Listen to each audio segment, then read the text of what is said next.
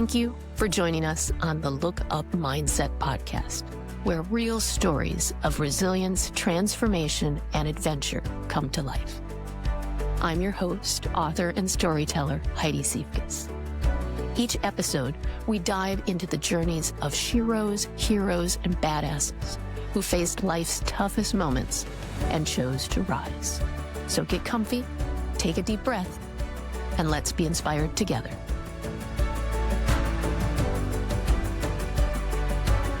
Welcome to the Look Up Mindset podcast.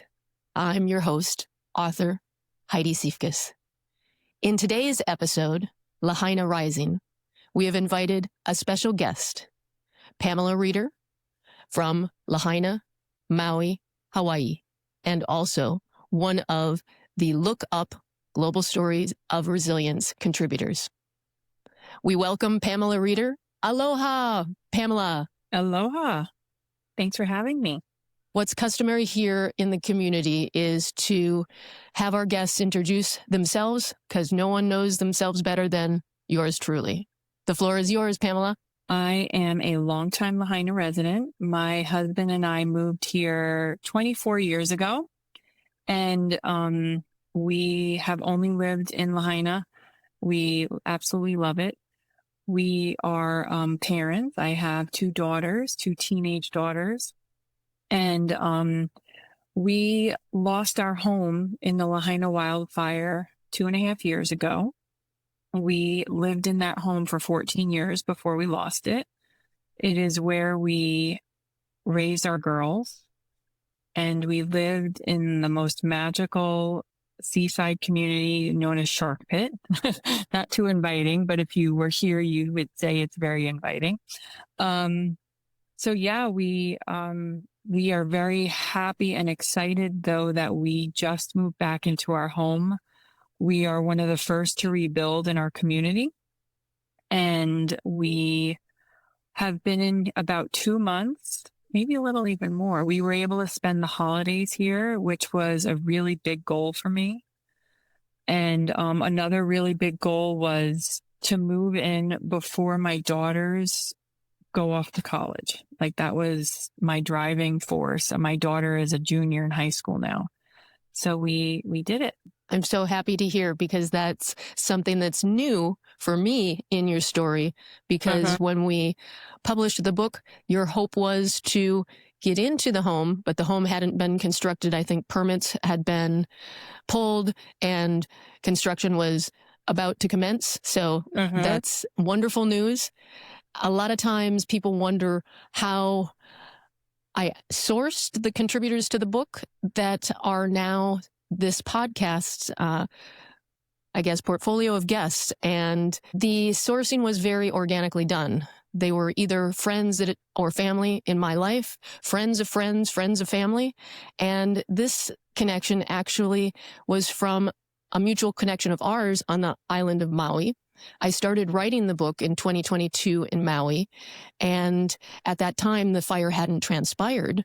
And it just so happened I had a tragic accident that impacted my life that I talked about in episode 3 that forced me to reevaluate where I lived. And I eventually moved off the island of Maui and repositioned or restarted my life in Nashville. And then while I was in Nashville, the Lahaina fire transpired and I was on a writing pause. But eventually in 2024, I started the project up again and I started asking connections in Maui. There's a story there. Is someone ready to share it? And it took time to find the right person or the right family. And I stumbled upon Pamela. So that's how we got introduced between a mutual real estate connection friend of yours. And she actually does a podcast in Maui about books. And so she had interviewed me about my third book about Cuba. So that's how this connection happened very organically. And now it's time to tell the story. Could you explain what baseline was for you and then kind of a little bit about that day and what happened subsequently? Yeah. I mean, baseline was we were living a really happy life on Maui. Very, you live on Maui. It's not flashy. We would go watch the sunset. We had great neighbors. We would meet down there often, go for my beach walks in the middle of the day just to get my steps in. And, our children, grew up here. This was the life they knew. We had just recently gotten a golf cart, and a lot of people in our little area had, and we would drive down to Front Street, my husband and I, and my daughters, they loved it here. My one daughter had a really good friend around the corner. We had really close friends that lived down the street from us too, that were like family. So it was happy and it was great. So we were preparing for a new school year. And at the time, my daughters went to the same school that my husband worked at. And the next day was the first day of school. So that day, August 8th, we were supposed to go to school and do like a meet your teacher thing and stuff like that. But that obviously never happened. So, we knew about a hurricane coming below us, 800 miles below us, Hurricane Dora. We had no concern about it at all. My husband had just finished building a deck on our house that we had been looking to do. Our house was a fixer-upper when we bought it, and we've been working on it. It was like my husband kept him very, very busy. So he had just finished redoing this deck that we talked about doing forever. And so we were dealing with that and working on that and stuff like that. So we went to bed the night before, and I remember the news guy saying it may be a little bit of a wind event. And that was that. We did nothing to prepare. There was no, it turned out it was a red flag warning, which I guess I really didn't pay much attention to. I don't even remember anyone saying it, honestly. So we went to sleep, and in the middle of the night, the wind started, and it was crazy, like shaking the house, and we lost power probably around 4:00 in the morning, and we never got it back. So our phone service was really bad from the get-go. Like was really hard to get texts in and out, couldn't barely get a phone call in and out. So we really didn't know much of what was happening around us. My sister-in-law and two of her children had just moved into an apartment 2 blocks away, which was exciting. And they showed up during the day, and she said, it's crazy out there. There's like solar panels in the middle of the street. And so we were just really, and at one point we did realize there had been a fire in the morning up Lahaina Luna Road, but as far as we knew, it was out. So, my husband and I were dealing with the deck. We were putting, we were going to make it like an outdoor gym sort of thing. So we were putting stuff out there, and worked out, which is so funny in hindsight, because we just didn't know what to do with ourselves, because it felt really weird. And, it was almost in some ways felt like a snow day in New York, where you don't have power. You're just kind of hunkering down. The kids were playing games. We played Life with my nephew. So for the most part, it had been a nice day. And then all of a sudden we started to notice some smoke, and kind of like up on the hill to the right, when we were looking out, I could see that there had been a fire. So my sister-in-law and I were kind of watching it, and my husband because at some point during the day, my daughter's window broke because our neighbor's roof was flying into our house. I mean, we were dealing, and afterwards we found out 50 to 90 mile per hour wind gusts, and it was unrelentless. It just kept going. And it really was like 100-year storm. Our road is Kauaula Road, and the Kauaula winds are what these were. And, they mean, they basically mean these crazy winds that are destructive. And so, the winds were coming and it was crazy. And so different points of the day, I'd see a neighbor outside and we were just all kind of watching. And at one point, my neighbor said, we're staying because our friend just dropped their family off and he works for the electric company. And he said, the roads are crazy. Don't go anywhere. So we're like, okay. And I was just kind of like, okay, that's our plan. Like I just needed a plan. Right. And so we see that it was clearly getting bigger. We kept talking ourselves stupidly out of like what black smoke meant versus white smoke. And white smoke means something was put out. I was trying to convince myself that was what black smoke meant. And, it was getting closer and coming down the hill. So my sister-in-law said, I think we're going to go home and pack a bag. And we had to evacuate once before. And the girls will never let me live down what I packed for them that night. I packed like really funny outfits, and I just had at that moment in that time we had to evacuate. It was a very quick evacuation. So this time we were like, I think we might need to pack a bag. I don't, want to get anyone upset. And so they were like, we're packing our own bags. I'm like, okay, go for it. But at that, I had that evacuation in my head because we left for the weekend because we had no power. So in my mind, I was leaving for the weekend. So I packed food, like protein drinks. I packed some towels. It was just like random stuff. I didn't really ever, in my wildest imagination, think we weren't coming home.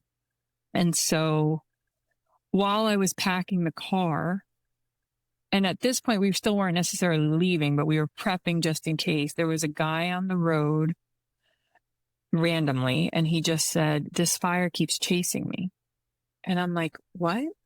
I'm like, I'm sorry, what did you just say? And he's like, the fire's chasing me. It's like, I just was over by those little cottages across from Sacred Hearts School, and they just all burned down. And I'm like, whoa. I went into Keenan and my husband and I said, there's people's houses are burning down right now. And he's like, what? I'm like, their house just burned down. Like, this is kind of crazy. And so he's very usually not freaks out. Like he will never get crazy. So he's like, all right, well, he was like doing the hurricane things and just trying to like batten down the hatches sort of a thing. And so he kept doing that. And I just made sure everyone was packed up. And my sister-in-law and I were in the upstairs just watching. And at that point, I think the town was burning. And a friend of ours all of a sudden showed up on this little tiny bicycle. And we hadn't seen him all day or talked to him, but he lived in our neighborhood. And, he said, it's time to go. Like, he didn't say hello. He didn't say anything. He just came to the door and we're like, what do you mean? He's like, you guys need to leave right now. And then all of a sudden we realized, I don't know why we didn't realize before, but he had like black soot all over him. And we later found out he had been closer to town and got enveloped by the smoke. And,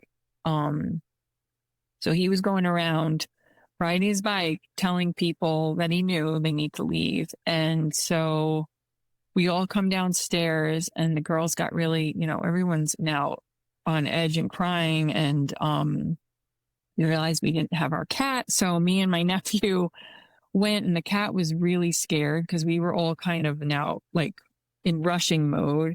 My girls and the cat were in my car, and we get downstairs and we could see the fire is like 2 blocks away. And so my husband and I said, okay, we'll meet on Kahele Street, which is a road going up to Wanipoko, but it's south and it's out of town. So we had a plan where to meet, and he just was taking long, and the girls were upset. And I just was like, I'm leaving, which I never would do again, because I know people that did that and that car didn't make it. So I also think, as an aside, I've learned that you should only evacuate with one car because traffic gets bad, which is what a problem was in Lahaina. So that was something we would probably also do differently. But so we leave, and it was the most surreal experience. I never felt, the fire was never on us. There was just people just standing there staring. There was people walking out of town with their suitcases. It was just like this crazy moment. But we were slowly making our way out, and we get down to Puamana, which is at the end of Front Street and the highway and the lower highway. And there was a guy I knew who's the manager at Puamana, and he was directing traffic with a police officer. And so they were like stopping and letting people go. But the weirdest thing was the electric company was working, trying to fix the power lines. And we were like really, it was like one of those moments where I stopped. I'm like, this is dangerous. What the heck are they doing? Like, there was no power. They were trying to fix it, but it just seemed like not the time. But we got out and we get to Kaihauleku, and I couldn't find my husband. And then I was panicking. And then we were on the bypass, which is the road above Lahaina. We were south, and just literally watching the sun set behind the fire. And it was like the most apocalyptic craziness, and didn't still register. We were watching the town burn, and the wind was so crazy. It felt like our car was going to flip over. And so we just finally were like trying to come up with places to go. My husband did not want to go to the other side of the island because he wanted to go back and check on the house at some point. So a dear friend had always told me, if you ever need a place to go, you can just come to our house. They own a beautiful bed and breakfast up in Laniopoko called Ho'olio House. And I'm like, let's just go there. At some point, I'd gotten a text from her, and I knew she was not there, but her husband was there. So we went there because we just really didn't know where else to go.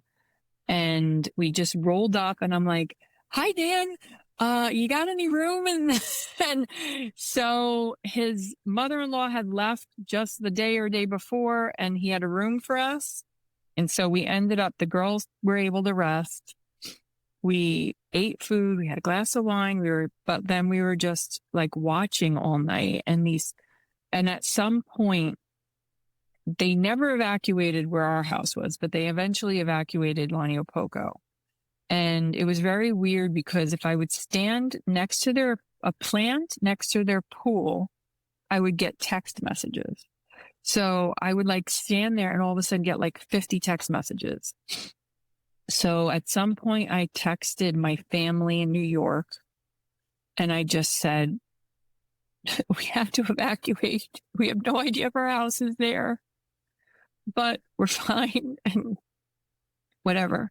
So, and because I waited until it was like morning there. And so again, they evacuate, and I'm like, we have to go. And Keena did not want to leave, near our house. So I'm like, made them him and Dan, the owner of the house, promised that they would not leave each other. And I took the girls, because at one point a friend of mine, family owns a store in Ma'alaya, which is on the other side of the island. And they said, we're here, come here. So I said, please, meet us there. So we had another meeting point. And then I left, and I did not feel good about it. But then once I started driving down the hill, I could see that the fire was nowhere near them. So I felt a lot better about leaving. And we made it to Ma'alaya, and it was like nothing happened. It was the weirdest thing. I was able to call our family. I had phone service right away, and I got to tell everyone we were okay. And at that point, it was starting to be on the news there. So they were watching, so they felt a lot better. And then Keenan came not very long after, because right when the sun came up, because it was like 5 o'clock when I left, or 4 something. And he just said, Pam, it's all gone. It's black. Like Lahaina's gone. And I was like, what? He's like, it's all gone. And So we just, we're like all in shock. Had in this little store, we're sitting on beach chairs. My friends, their bunnies, their neighbor's bunny, there's ginormous dog, our cat, grandma, grandpa, 2 sets of grandparents, one had dementia. Like it was like, and we were all sitting there just in shock, trying to drink coffee. They found food in the back, but people didn't know what happened. And they kept trying to come in because they were expecting to go out on a boat for their snorkel trip. And we were like, no, it was just wild. And we ended up going to our good friends that lived in our street's parents' house. They lived in Wailuku. We stayed with them for a few days. We were with them when we all found out we really did lose our houses. We got some drone footage, and we were able to figure out where our houses were and that they were gone. And so that was really good, nice for us all to just be together for a few days. And then we rented a vacation rental in Kihei for a week. And while we just got our bearings, and during that time, a family friend, acquaintance, they owned a second home in West Maui, and we knew we had a place to live after a lot of back and forth with other things and not really knowing, because we found out that our school, which was about 7 miles north of the Lahaina, survived. Fire was nowhere near it, and they were going to reopen. So we ended up staying away until West Maui had power, which was about a week and a half, I think. And so basically we lived in that house very luckily because so many people had to move around. We found out pretty quickly, or we remembered, I honestly had no remembrance, but we had upgraded our insurance probably about 2 years before the fire. Our insurance broker had called us and was just like, you're really underinsured. And I blew her off, honestly, because who thinks about that stuff? And she's like, I found you a really good policy, and it's for like hardly any more money. And she's like, you need to do this. She's like, it's not about what your house is worth. It's about what the cost is to rebuild your house. And that was one of the most important moments for us, because we would not be here right now if that didn't happen. So, so we eventually did some crazy things. We bought a condo because at that point we had no idea when we would be able to rebuild. There was very little information about that. I had already started the process of plans, but we bought a condo, and we used our insurance for that and moved things. It was just like a lot of moving of money that was scary. That was kind of a new normal for you. Yeah. Yeah. When you finally purchased something that was going to be your family's until the next phase. I really didn't feel centered until we moved into our own place. And so that's what we did. And then we lived there until we moved home. So, and that was really a good spot for us. We had a lot of friends close by, and we really enjoyed it. Honestly, we made the most of it. It's in Kanapali, and it's just a beautiful area. So it was good. One of the reasons why I wrote the book was because when people share their stories of overcoming tremendous odds, they come out the other side with some wisdom. And I started hearing similar things. Maybe it was in different phrases, but it centered around reframing the situation and then finding the silver lining. Did you feel any of that? And is your story connected to what I distill it as look up? So the house is pretty much done, and I was a mess. I'm was crying all the time. I was beginning to convince myself we made a mistake. And just because I'm like, there's nobody going to be around. We're not going back to the same place. I was so focused on rebuilding. And the reality is that Lahaina town is still not there. Our neighbors weren't around. We were really one of the first. And every person that was talking to me, all of a sudden, my glass is always half full. I'm very optimistic and positive. And people would be like, I'm so happy for you. And I would right away be like, well, the town's gone. Like, I was not receiving it, and someone says to me, Pam, someone has to go first. Mm-hmm. And it's you and your family. And I was like, yeah. And then it just kind of like woke me up to like, yeah, that's right. And our house has a beautiful green roof and it just kind of stands out. And it's like this, people have told us like, it makes me feel hopeful. And then someone else said to me, Pam, you build your house. And she's very,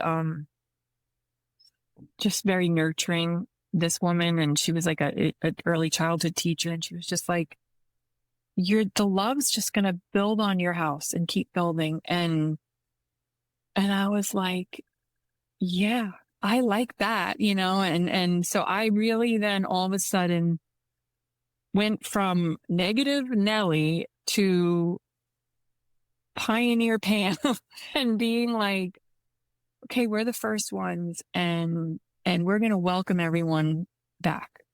And so that's what we are doing. And it was really cute. Like, so there is this one family that lived in our neighborhood. They bought their home 5 days before the fire and then lost it. And they were living on their lot in a trailer. And then they built their own hana and they actually just broke ground on their main home. So they've been kind of close by and they had 2 little kids. And, our neighborhood was the best to raise our girls. And Halloween on Front Street was amazing and everyone would end up in our neighborhood and it was so cool. And, it was Halloween and we had just moved in and we put decorations out and so many people were like, so good to see like life here, And I'm in the kitchen and all of a sudden they pull up and I'm like, they're trick-or-treating. I was like, oh my God, like I didn't buy candy. I didn't do anything to prepare because it was just kind of like, well, we're down here alone. And I was like, if somebody saw me, they would be hysterical laughing at me because I'm like, oh my God, there's people here. I'm like, there's trick-or-treaters and I'm freaking out and I'm like going through my pantry and I'm like trying to find stuff to give them and I'm taking pictures of them. So, it was just like these little moments and I just, and they have little kids and now I watch them go to the beach and they're kind of the new era of Shark Pit, raising their babies on this wonderful little beach and spot. And so it's been a lot of little moments like that. And we've all been through this really horrible thing and we're all bonded by that, I think. And there's a really understanding and this willingness to help each other. And it's been kind of beautiful and so from the moment we were back, it felt like home for sure. Well, definitely there were moments there that you were thrown into happiness, even though the homecoming was kind of bittersweet. And those trick-or-treaters reminded you of the feeling of past that now is in the present and will grow into the future. And one of the things about all the stories in the book is people continually leaned in and said, I couldn't have done this alone. I had the strength of community. And so I feel that that's central to your story because you had friends, family who basically housed you until you were able to rent something. And now you're the welcoming committee of the new neighborhood, the renaissance of Shark Pit. Yeah, that's pretty much it. I think community is at the core of it, really. and really understanding who your community is and what that entails and who's in it. And it's, a lot of people are like, isn't it really hard to live amongst so much building? And I'm like, every house that starts to go up, it was not easy for those people to get there, but they're doing it. And that is such a wonderful accomplishment. And I'm like, no, I'm just so happy for them. Within 6 months, there's going to be a lot more of my neighbors back, which is just so cool. And way quicker than we ever imagined, too. I asked you what you would advise someone else going through this. To ask for help. I'm not good at that. And I think that pulling from the people around you, that your community, like we talked about, and being okay with not having a good day. Sometimes things are just really hard, and you have to just understand that. And, it does get better always. And like I said, there's beauty in such little moments now. And every little thing feels monumental, like a Halloween trick-or-treater, Spending Christmas was huge for us in our house. I'm sorry. And we decided to make it like a housewarming, and there were so many people here, and it was so amazing to see our house come back to life, and that's what we always like to do. And it was so important to me. And so it was just Christmas Eve, but it felt huge and just, so yeah, I mean, like, it doesn't have to be huge. It's just enjoying those little moments, and they build up into a great, grand new life, and yeah, I think for me, asking for help along the way has been really huge and important. But now I am enjoying being the person people are asking for help. And so I'm just trying to pay it forward, because we had a lot of help to get to this point. And it's something now I want to give back. And so I think that's, if you can, I think that's important too, to That's spread. fabulous. Yeah. You were helped and now you're a helper. Yeah. I hope so. So the building is not done and Maui is going through transition. How could people continue to help? And then how can they find you? How can people continue to help? I mean, there's still so much that needs to be done. Front Street, we really want that to come back. Not so much for the tourism aspect, but that town. There's a lot of really great little organizations too, if people could give, that are helping the small businesses. And a lot of people are still really struggling to try and figure out how they can rebuild. So yeah, I mean, but then where you can find me. So I am a realtor in Maui, so I'm actually very easy to find. I'm on Instagram and Facebook. My handle, Live Love Maui, and then Pamela Reader, realtor, or actually pamreader.com will get you to all those places. But I'm very community minded, and I am very proudly serving on the board of Nahale Maui, which is a land trust. And I was asked as a fire survivor realtor, because we lost 14 homes in that fire. So, supporting places like that is really huge, because they are trying to help as many people rebuild back from that. So, well, mahalo to Pamela for sharing today and sharing with me a couple of years ago about this story. Thank you for those of you that are joining us on the podcast. If you liked this episode, please listen to the next one, listen to the previous ones, and subscribe and share with someone who could use a dose of look up and aloha. I end each episode with, here's to looking up. Well, that's a wrap on today's episode of the Look Up Mindset Podcast. Thank you so much for listening. If the story inspired you, please subscribe, leave a review, and share it with someone who could use a boost. And remember, look up is always at your fingertips, whenever and wherever you need it. Until next time, here's to looking up.